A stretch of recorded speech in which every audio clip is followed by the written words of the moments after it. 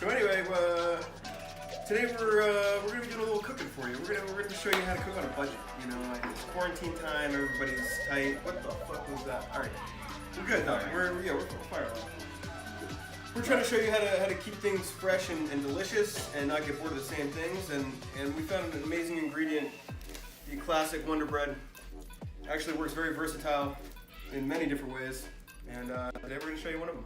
And actually, I found that if you do run out of toilet paper, Wonderbread works wonderfully, actually. It's really soft. So, yeah. Really soft. And it comes with extra calcium. Okay, so today we're actually going to be doing a recipe as strata.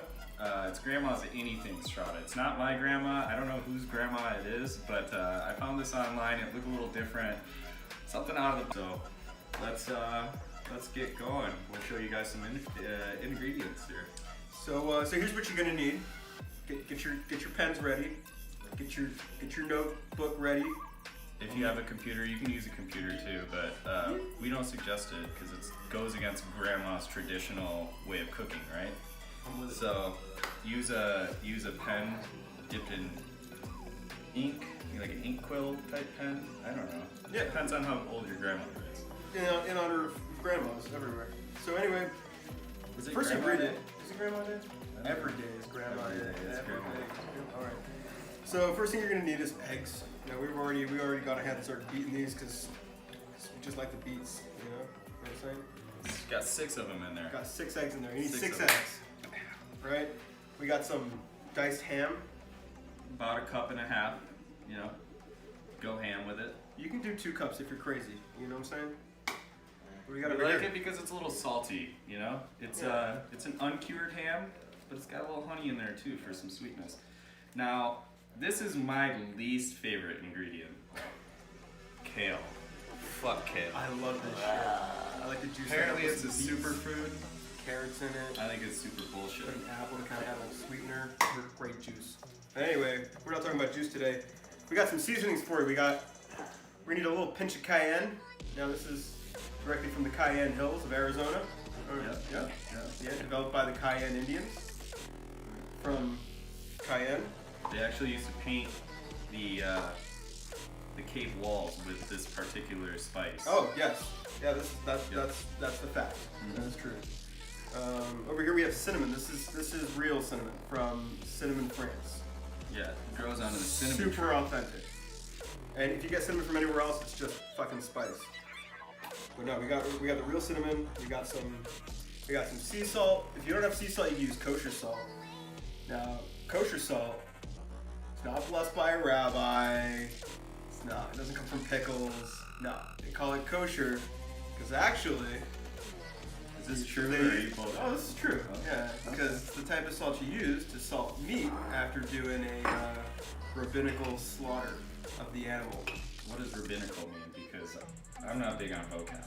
Okay. Rabbinical, Cinca, is when a rabbi approaches a cow with a very sharp tool, slices his throat in one swipe, cutting through all the major arteries. Does it have to be one swipe? It has to be one swipe. Okay. If it's more than one swipe, it is not kosher. Moving on, we got black pepper. It's 2020, so African American pepper.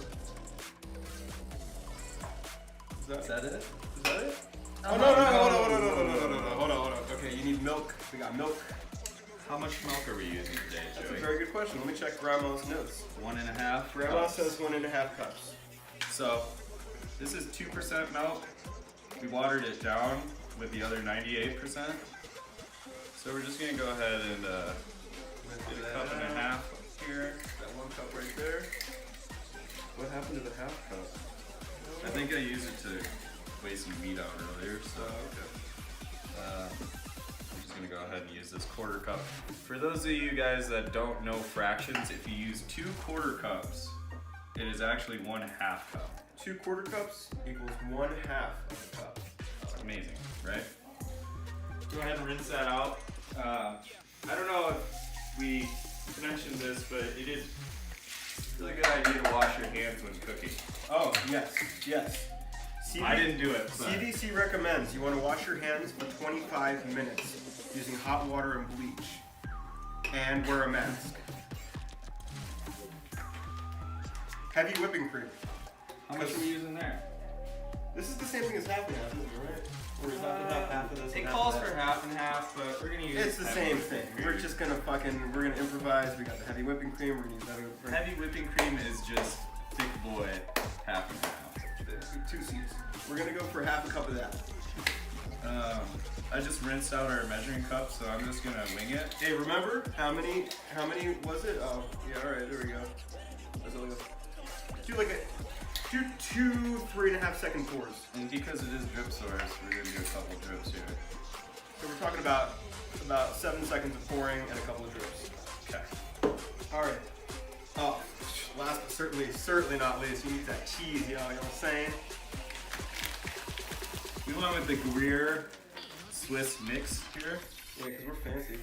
Because we like to monkey around in the kitchen. I don't know if you guys noticed. So this is from Trader Joe's, which I mean, let's talk about that for a second.